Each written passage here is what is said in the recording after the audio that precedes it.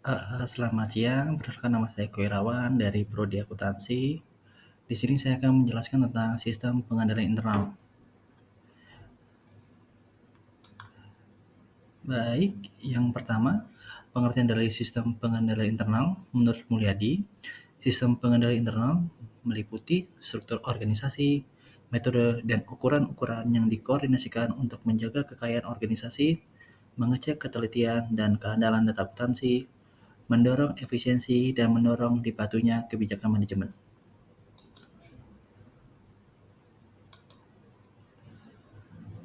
Berdasarkan dari pengertian sistem pengendali internal menurut Mulyadi, dapat kita tarik tujuan dari sistem pengendali internal.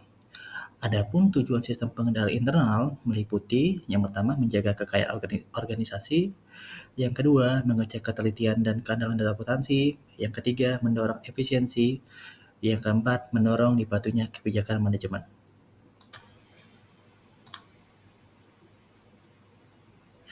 Untuk unsur-unsur pengendalian internal menurut Mulyadi, unsur-unsur pengendali internal adalah sebagai berikut. Yang pertama, struktur organisasi yang memisahkan tanggung jawab fungsional secara tegas. Yang kedua, sistem wewenang dan prosedur pencatatan yang memberikan perlindungan yang cukup terhadap kekayaan, utang, pendapatan, dan biaya. Yang ketiga, praktik yang sehat dalam melaksanakan tugas dan fungsi setiap unit dan organisasi. Yang keempat, karyawan yang mutunya sesuai dengan tanggung jawabnya.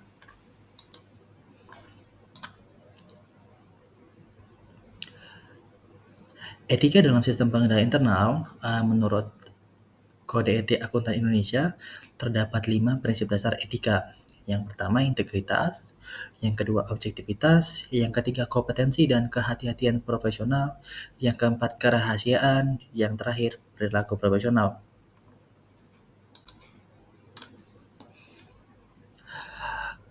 Implementasi sistem pengendalian internal di Kementerian Keuangan.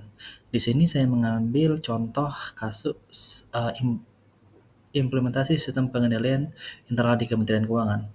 Di dalam Kementerian Keuangan, sistem pengendalian internal diatur dalam Keputusan Menteri Keuangan nomor KMK 322, KMK 09 2021 tentang kerangka kerja penerapan sistem pengendalian internal di lingkungan Kementerian Keuangan. Kerangka kerja penerapan SPI ini digunakan sebagai acuan dalam merancang, menerapkan, memantau, mengevaluasi, dan melakukan perbaikan berkelanjutan atas penerapan sistem pengendalian internal pada seluruh unit kerja di lingkungan Kementerian Keuangan.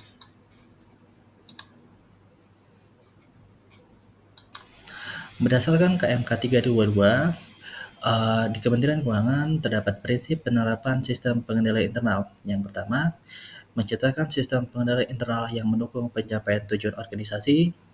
Yang kedua, mempertahankan sistem pengendalian internal sebagai bagian yang tidak terpisahkan dari proses organisasi dan dalam pengambilan keputusan, khususnya terkait dengan perencanaan strategis. Yang ketiga, menjalankan sistem pengendalian internal secara sistematis, terstruktur, dan tepat waktu. Yang keempat, melaksanakan sistem pengendalian internal dengan mempertimbangkan keseimbangan aspek biaya dan manfaat.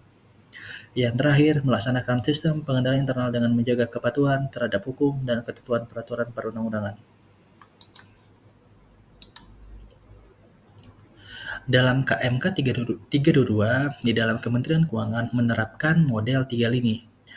Model 3 lini ini membantu Kementerian Keuangan dalam mengidentifikasi struktur dan proses yang terbaik dalam membantu pencapaian tujuan dan memfasilitasi tata kelola dan manajemen risiko yang kuat. Di sini di Kementerian Keuangan membuat 3 lapis penerapan SPI. Yang lini pertama, manajemen operasional termasuk seluruh pegawai di Kementerian Keuangan. Lini ketiga itu unit kepatuhan internal. Lini ketiga Lini kedua itu unit kepatuhan internal, dan lini terakhir, lini ketiga itu adalah Inspektorat Jenderal dan Sistem Pengendalian Internal di setiap eselon 1 di Kementerian Keuangan.